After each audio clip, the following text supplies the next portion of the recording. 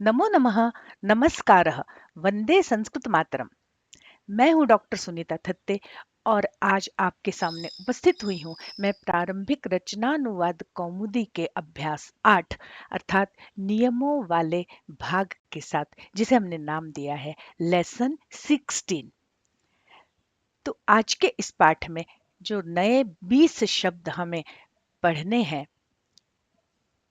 वो यहाँ हम देख रहे हैं क खंड के अंतर्गत हरि हिस्से लेकर प्रयोजनम तक ये 14 शब्द हमारे शब्दकोश में वृद्धि कर रहे हैं। तो आप अगर यहाँ ध्यान से देखें तो अधिकांश शब्द इकारांत हैं। हरि ही, मुनि ही, कवि ही, यति ही, रवि ही, अग्नि ही, गिरि ही, कपि ही, भूपति ही और सेनापति ही। ये इतने इकारांत शब्दों का प्रयोग हमको अनुवाद करते समय करना है और इसीलिए यहाँ पर हरि शब्द के रूप हमको याद करने पड़ेंगे। उसके बाद कुछ और शब्द भी दिए हैं। अर्थः, दंडः, कंदुकः ये पुल्लिंग शब्द हैं और प्रयोजनम ये नपुंसकलिंग शब्द हैं। अकारांत पुल्लिंग और अकारांत नपुंसकलिंग जिनको हम पिछले पाठों में पढ़ चुके हैं। अब यहाँ मुख्य रूप से जो धातुएं दी गई हैं वो दिवादिगण की हैं। दिव मतलब चमकना और दिव माने जुआ खेलना, दोनों अर्थ में होता है। फिर नृत, नश, भ्रम ये चार धातुएं, ये चारों धातुएं दिवादिगण की है और रूप चलते हैं दिव्यति दिव्यतः दिव्यंती से। नृत धातु है तो नृत्यति नृत्यतः, नश्यति नश्यतः। और भ्रम धातु जो है अगर दिवादिगण में हम चलाते हैं तो भ्राम्यति भ्राम्यतः चलती है। हालांकि यह धातु भ्वादिगण में भी चलती है। इसके भ्रमति भ्रमतः भ्रमंती रूप भी बनते हैं और भ्राम्यति भ्राम्यतः भ्राम्यंती भी रूप बनते हैं। खंड के अंतर्गत हमारे सामने ये दो अव्यय हैं, सह और सार्धम। तो आइए शब्दकोश के इन शब्दों के साथ हम अनुवाद के कुछ नियम जानते हैं और उसके बाद करते हैं अनुवाद। चलिए आगे यदि हम देखें तो यहाँ जो मुख्य बिंदु है वो हरि शब्द के रूप याद करना है, विधिलिंग लकार को समझना है, याद करना है और यहाँ जो नियम विभक्तियों से संबंधित बताए गए हैं वो विभक्ति है तृतीया विभक्ति।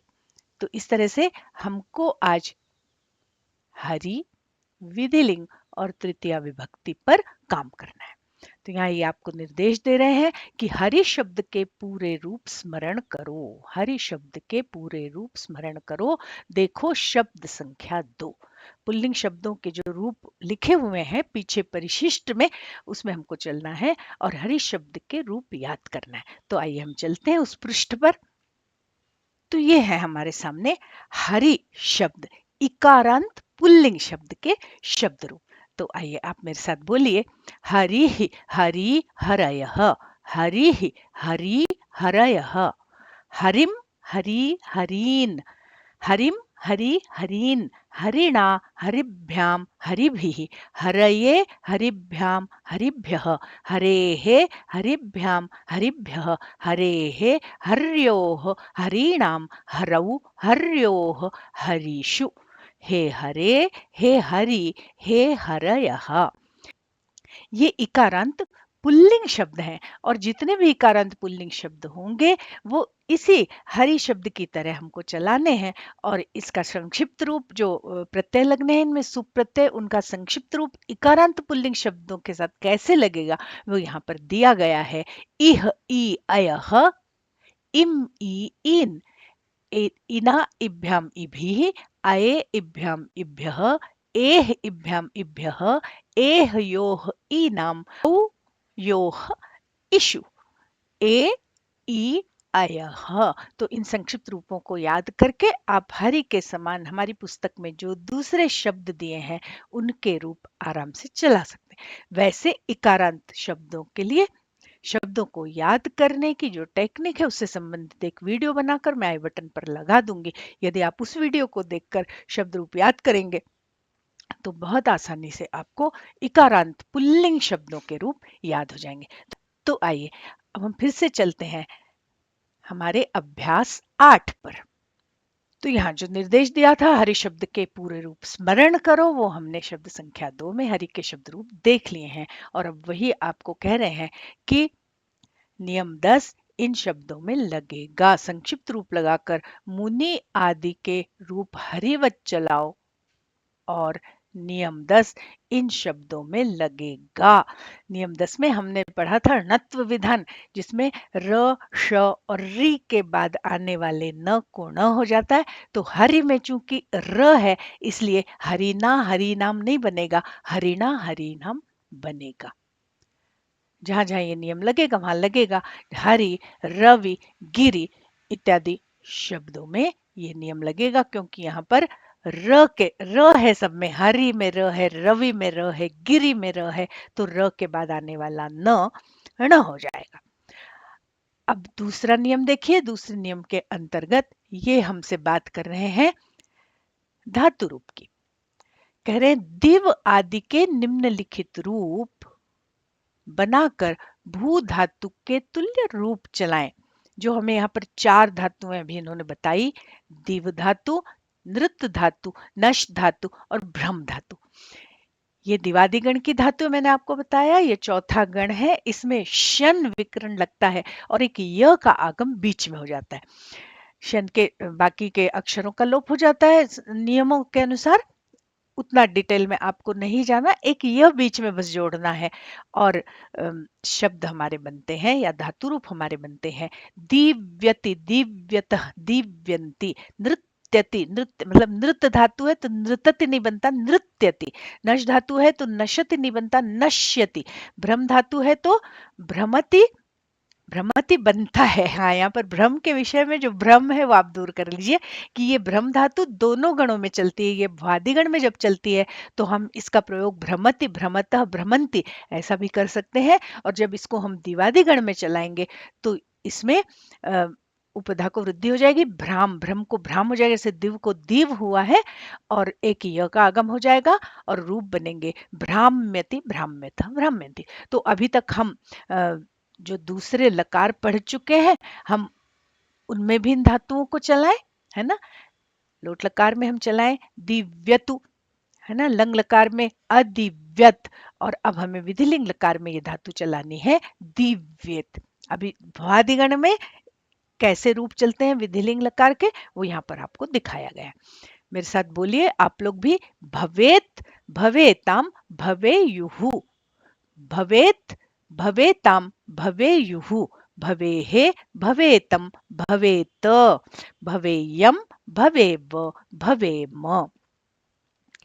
इसका संक्षिप्त रूप यहाँ लिखा हुआ है एत, एतम, एयुहु, एह, एतम, एत, एयम, एव, एम। देखिए एत और एत, भवेत और भवेत, इसका अंतर समझ में आना चाहिए, इसलिए उच्चारण शुद्ध होना चाहिए। देखिए भवेत का जो त है वो आप देखिए हलंत है, ये प्रथम पुरुष एक वचन का क्रिया रूप है। और भवेत का जो त है वो स्वर से युक्त है, इसलिए इसको हम पढ़ेंगे भवेत, और प्रथम पुरुष एक वचन की क्रिया को हम पढ़ेंगे भवेत। विधिलिंग लकार याद करने के लिए एक बहुत ही सरल तरीका है कि आपको अगर भूतकाल के रूप मतलब लंग लकार के रूप याद हैं तो उसमें से केवल अ हटाकर आप थोड़ा सा परिवर्तन करके विधिलिंग लकार के रूप बना सकते हैं। मैंने एक वीडियो में विस्तार से समझाया है। इस वीडियो में जब हम पाठ पढ़ते हैं तो बहुत विस्तार से हम नहीं बता सकते हर बातों को, क्योंकि वीडियो का जो आकार है वो बहुत बड़ा हो जाता है। इसलिए इसके छोटे छोटे वीडियो मैं अलग से बनाकर रखती हूँ, यहाँ आई बटन पर लगा रही हूँ। वहां जाकर अगर आप विधिलिंग लकार को याद करेंगे तो बिना रटे बहुत आसानी से आप लंग लकार के आधार पर विधिलिंग लकार और लोट लकार के भी रूप बना सकते हैं। चलिए अब हम आगे चलते हैं। यहाँ पर ये कह रहे हैं संक्षिप्त रूप लगाकर पूर्वोक्त पठ आदि के रूप भी इसी प्रकार चलेंगे। मतलब जैसे भवेत भवेताम भवेयु है, वैसे ही पठेत पठेताम पठेयु, गच्छेत गच्छेताम गच्छेयु, और दिवादिगण की धातु में दिव्येत दिव्यताम दिव्येयु या नृत्येत नृत्येताम नृत्येयु, इस तरह के भाग क्रियापद बनेंगे। अब देखिए यहाँ पर हमारे सामने 3 नियम हैं, नियम 14, नियम 15 और नियम 16 और हम यहाँ देख रहे हैं कि यहाँ से तृतीया विभक्ति का प्रारंभ कर दिया है। तो यहाँ देखिए नियम 14 के अंतर्गत वो तृतीया विभक्ति कहाँ लगती है वो बता रहे हैं, कर्तृकरणयोस् तृतीया। और हमने पहले पढ़ा है कि करण किसे कहते हैं, साधक तमम करणम। क्रिया की सिद्धि में जो सर्वाधिक सहायक होता है वो करण होता है और करण में तृतीया लगती है। यहाँ पर यद्यपि लिखा है कि कर्तृकरणयोस् तृतीया, माने करण कारक में भी तृतीया होती है और कर्ता में भी तृतीया होती है। पर अभी हमने कर्ता में तृतीया कब होती है वो बात पढ़ी नहीं है, वो यहाँ पर बता रहे हैं कि करण कारक में तृतीया होती है और कर्मवाच्य या भाववाच्य के कर्ता में भी तृतीया होती है। तो अगर आपको वाच्य के बारे में विस्तार से जानकारी लेनी है तो यहाँ पर उसका भी मैं प्लेलिस्ट को मैं आई बटन पर लगा रही हूँ, तो आप उसको देखकर कर्मवाच्य और भाववाच्य को अच्छी तरह समझ सकते हैं, क्योंकि आगे के पाठों में हमको कर्मवाच्य और भाववाच्य भी पढ़ना है। तो देखिए यहाँ पर उदाहरण दिए हैं कि करण कारक में तृतीया होती है, तो देखिए कंदुकेन क्रीडति, कंदुक से खेलता है, दंडे न गच्छति, डंडे से जाता है मतलब डंडे का सहारा लेकर जाता है, याने न गच्छति, यान से जाता है। और कर्मवाच्य भाववाच्य में जब कर्ता में तृतीया होती है तो ये देखिए कर्ता तृतीया में चला गया, रामः भोजनम खादति या खादितवान या अखादत। इसको जब हम कर्मवाच्य में बदलते हैं तो राम जो है कर्ता वो तृतीया में चला जाता है, रामेण, राम के द्वारा, भोजनम खादितम, भोजन खाया गया। इस तरह के प्रयोग होते हैं। आप उस वीडियो में कर्तृवाच्य कर्मवाच्य और भाववाच्य को अच्छी तरह समझ लीजिए। अब यहाँ पर अपवाद का नियम बता रहे हैं, मतलब एक सामान्य नियम बताया कि करण में तृतीया होती है, अब अपवाद का नियम बता रहे हैं कि सहयुक्ते अप्रधाने, नियम 15 क्या कह रहे हैं, सहयुक्ते प्रधाने सह सार्धम समम साकम, ये सारे शब्द जब साथ के अर्थ में हो तो वहां तृतीया विभक्ति होती है।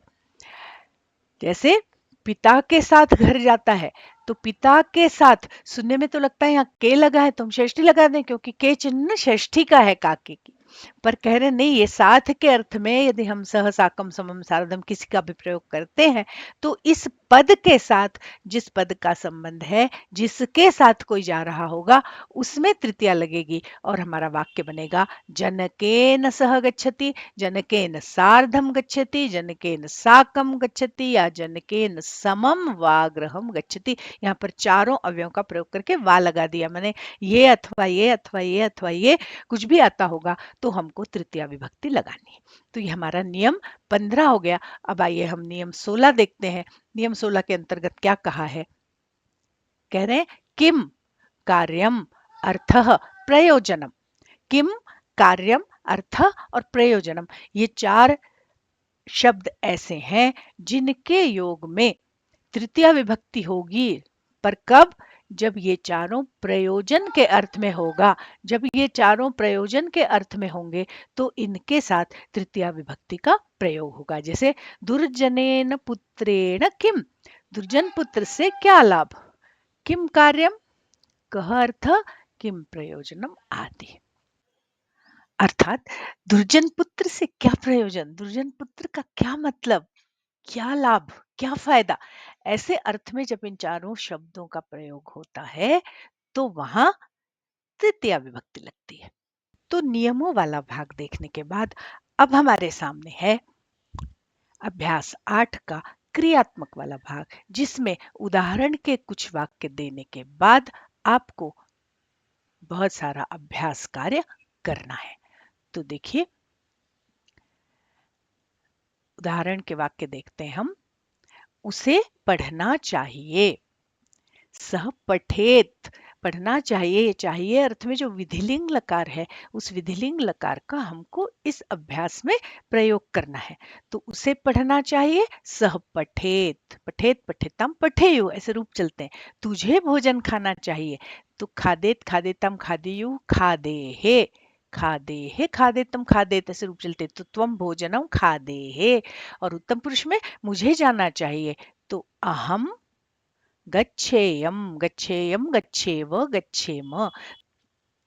त्वम दुर्जनेन सह न तिष्ठेः, तुम्हें दुर्जन के साथ नहीं बैठना चाहिए। सह दंडेन क्रीडेत, यहाँ पर देखिए तृतीय विभक्ति का प्रयोग हो रहा है। दुर्जनेन सह दंडेन, सह दंडेन क्रीडेत, वह दंडे से खेले। यतिना सह कविः तिष्ठति, यतिना सह, यति के साथ, कवि तिष्ठति, कवि बैठता है। यति इकारांत पुल्लिंग शब्द का यहाँ पर तृतीया में प्रयोग किया है। यतिना, जैसे अभी हमने देखा, मुनिना इत्यादि। दुर्जनेन को अर्थः किम कार्यम किम प्रयोजनम, ये भी एक नियम हमने अभी देखा था, उससे संबंधित यहाँ पर वाक्य है। रवि दिव्यति, यहाँ विसर्ग नहीं लगा है, लगा लें आप। रवि दीव्यति, सूर्य चमकता है। बालिका नृत्यति, बालिका नृत्य करती है। गृहम नश्यति, गृह नष्ट होता है। और छात्र भ्राम्यति, छात्र घूमता है। देखिए यहाँ पर ये जो हमने अभी चार धातुएं पढ़ी, दीव धातु, नृत धातु, नश धातु और भ्रम धातु का यहाँ पर प्रयोग करके बताया है लट लकार में। अब हमको आगे के वाक्यों में इसे विधिलिंग में भी प्रयुक्त करना है। तो चलिए आगे चलते हैं। अब ये आपके सामने ये वाक्य है, संस्कृत बनाओ, इनका आपको संस्कृत में अनुवाद करना है। तो यहाँ पर मैं स्क्रीन मैंने रोकी है, आप लोग इसको स्क्रीन शॉट ले लीजिए या यहाँ पर पॉज करके इन वाक्यों को अपनी कॉपी में उतार लीजिए और अनुवाद कीजिए। अगले वीडियो में मैं इसका आंसर भेजूंगी, इसकी आंसर की या उत्तरों वाला वीडियो बनाकर आपके लिए भेजने ही वाली हूँ। तो देखिए आपको यहाँ पर देखेंगे कि तीन खंड हैं, क, ख और ग। इन तीनों खंडों में क्रमशः प्रथम पुरुष, मध्यम पुरुष और उत्तम पुरुष के वाक्य आपको विधिलिंग लकार में बनाने हैं। उसे पढ़ना चाहिए, उसे हंसना चाहिए इत्यादि। उसे पढ़ना चाहिए, उसे हंसना चाहिए, उसे यहाँ आना चाहिए, उसे वहां नहीं जाना चाहिए, उसे गेंद खेलना चाहिए, उसे पिता के साथ घूमना चाहिए, कन्या को नाचना चाहिए। ये सारे विधिलिंग लकार के वाक्य हैं। फिर ख खंड के अंतर्गत आप देखेंगे तो सारे वाक्य जो हैं वो मध्यम पुरुष के हैं। तुझे भोजन खाना चाहिए, तुझे जल पीना चाहिए, तू हरि के साथ खेल। अब यहाँ पर एक वाक्य यहाँ पर मुझे लिखा है, मुझे लगता है इसको भी आप तुझे कर लेंगे तो ये पूरा खंड जो है वो मध्यम पुरुष का हो जाएगा। और फिर ग खंड के अंतर्गत उत्तम पुरुष, मैं प्रश्न पूछूं, मैं पत्र लिखूं, मुझे पुस्तक चाहिए, मैं फल चाहूं, मैं बंदर के साथ खेलूं, मैं सूर्य को देखूं। ये सारे विधिलिंग लकार के वाक्य उत्तम पुरुष में है। एक वचन में आप ध्यान से देखिए, आगे एक प्रश्न आएगा कि एक वचन के वाक्यों को ही आपको बहुवचन में बदलना है। तो इन्हीं वाक्यों को आप कॉपी में नोट कीजिए और इनको फिर बहुवचन में बदलिए। अब ये जो घ खंड है, इस घ खंड के अंतर्गत जो अभी हमको धातुएं पढ़ाई हैं, उन धातुओं का प्रयोग यहाँ पर करके आपको वाक्य रचना करनी है। तो देखिए, सूर्य चमका, दिव धातु पर लंग लकार, बालिका नाची, गांव नष्ट हुआ, यहाँ तो लंग लकार का प्रयोग है। गुरु शिष्य के साथ घूमता है, तो ये सह का प्रयोग करना है, तृतीया लगानी है, और घूमता है ये लट लकार का प्रयोग है। और फिर अभी जो हमने किम प्रयोजनम कह लाभ वो पढ़ा, दुर्जन शिष्य से क्या लाभ, उस नियम का प्रयोग करके अनुवाद करना है। राजा सेनापति के साथ सह, यहाँ आया, भूतकाल लंग लकार का प्रयोग करना है। और पहाड़ पर बंदर खेल रहे हैं, क्रीडंती खेल रहे हैं। तो यहाँ देखिए हम अब आगे के प्रश्न देखते हैं। यहाँ पे कुछ अशुद्ध वाक्यों को शुद्ध करके आपको समझाया है। मतलब हमको जो 15-16 यहाँ पर नियम पढ़ाए हैं, उन नियमों के अंतर्गत अशुद्ध वाक्यों को आपको शुद्ध करते आना चाहिए, अशुद्ध वाक्यों को पहचानते आना चाहिए। उस दृष्टि से यहाँ अशुद्ध वाक्यों का संशोधन किया है। देखिए यहाँ सह जनकस्य सह भ्राम्येत, तो जनकस्य सह नहीं होगा, क्योंकि अभी हमने पढ़ा था कि सह के योग में तृतीया होती है। तो सह लगा है, इसलिए जनकस्य सह नहीं होगा, जनकेन सह होगा। है ना, सहजनकेन सह भ्राम्येत। दुर्जनात् शिष्यात् कोऽर्थः। अभी हमने पढ़ा था कोऽर्थः किम प्रयोजनम इत्यादि में तृतीया लगती है, तो यहाँ पंचमी लगी है दुर्जनात् शिष्यात् में, तो यहाँ से पंचमी हटा के हमको तृतीया लगानी है, दुर्जनेन शिष्येण कोऽर्थः। और ये नियम 16 के अंतर्गत ये नियम आता है। तो उस दृष्टि से हमको ये संशोधन करके दिखाया है। सेनापते सह या सेनापते है सह, ऐसा नहीं होगा। सह के योग में तृतीया होती है, तो सेनापति के रूप मुनि की तरह चलेंगे, जैसे मुनि ना बनता है वैसे सेनापति ना सह।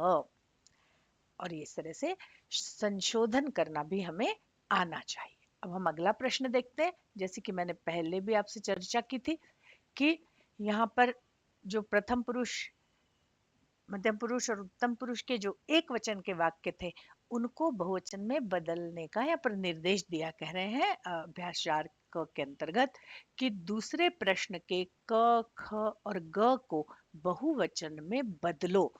तो आपको वो जो स्लाइड मैंने दिखाई थी, चलिए मैं आपको फिर से दिखा देती हूँ वो स्लाइड। तो आपको उन्हें बहुवचन में बदलना है। ये सारे जो प्रश्न है, देखिए क खंड के अंतर्गत उसे पढ़ना चाहिए, ख खंड के अंतर्गत मध्यम पुरुष के वाक्य, और ग खंड के अंतर्गत उत्तम पुरुष के वाक्य हैं जो एक वचन में है। अब इनको आपको बहुवचन में करना है। जैसे उसे पढ़ना चाहिए, उन सबको पढ़ना चाहिए। उसे हंसना चाहिए, उन सबको हंसना चाहिए। उसे वहां नहीं जाना चाहिए, तो उन सबको वहां नहीं जाना चाहिए। तो कर्ता भी बहुवचन में जाएगा और उसकी क्रिया भी प्रथम पुरुष के बहुवचन में जाएगी। इसी तरह यहाँ पर जो मध्यम पुरुष के वाक्य हैं, तुझे जल पीना चाहिए, तुझे पत्र लिखना चाहिए, तू मुनि को देख, तुझे भोजन खाना चाहिए, तो इसको अब बहुवचन में ले जाएंगे। तुम सबको लिखना चाहिए, तो त्वम की जगह हो जाएगा त्वम युवाम यूयम।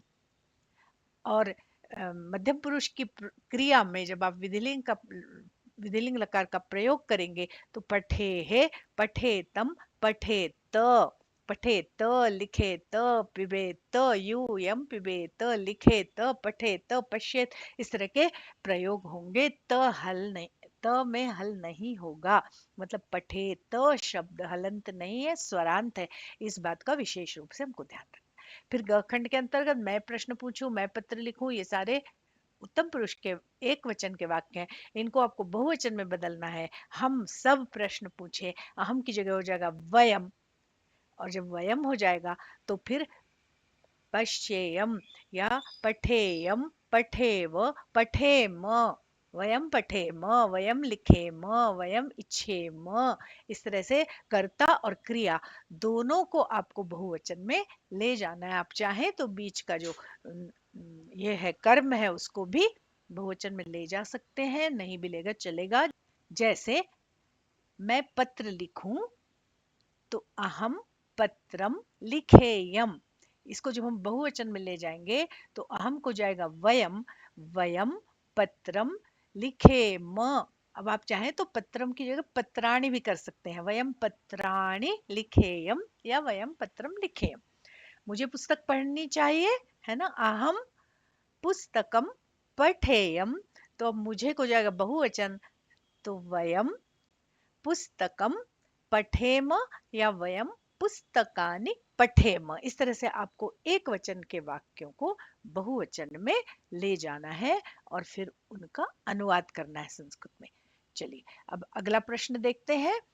अगले प्रश्न में ये कह रहे हैं कि इन सारे शब्द रूपों के पूरे रूप लिखो, हरि, मुनि, कवि, कपि, भूपति। तो अभी इस वीडियो में पूर्व में हमने हरि के शब्द रूप चलाए हैं। तो आइए अब एनसीईआरटी की इस पुस्तक को देखकर हम मुनि के शब्द रूप चलाते हैं। आप लोग सब मेरे साथ बोलिए, मुनि, मुनि, मुनयः, मुनिम, मुनि, मुनीन, मुनिना, मुनिभ्याम, मुनिभिः, मुनये, मुनिभ्याम, मुनिभ्यः, मुनेः, मुनिभ्याम, मुनिभ्यः, मुनेः, मुन्योः, मुनीनां, मुनौ, मुन्योः, मुनिषु। हे मुने, हे मुनि, हे मुनयः। यहाँ मनुयः लिखा है, तो इसको हम सही कर ले, हे मुनयः, मिसप्रिंट है वो। इसी तरह हमको कवि, कपि और भूपति के भी रूप चलाते आना चाहिए। कपि कपि कपयः, कपिम कपि कपिन, कपिना कपिभ्याम कपिभिः, कपये कपिभ्याम कपिभ्यः। या भूपति भूपति भूपतयः, भूपतिम भूपति भूपतीन। और कवि कवि कवयः, कविम कवि कवीन आदि। है ना? उन इकारांत शब्दों के समान ही हमें हरि मुनि कवि कपि और भूपति के रूप चलाना है ना? यहाँ पर हम एक दो रूप चला के देखते हैं। हरि हरि हरयः, हरिम हरि हरीन, हरिणा हरिभ्याम हरिभिः, हरये हरिभ्याम हरिभ्यः, हरेः हरिभ्याम हरिभ्यः, हरेः हर्योः हरीणाम, हरौ हर्योः हरिषु। हे हरे, हे हरे, हरि, हे हरे।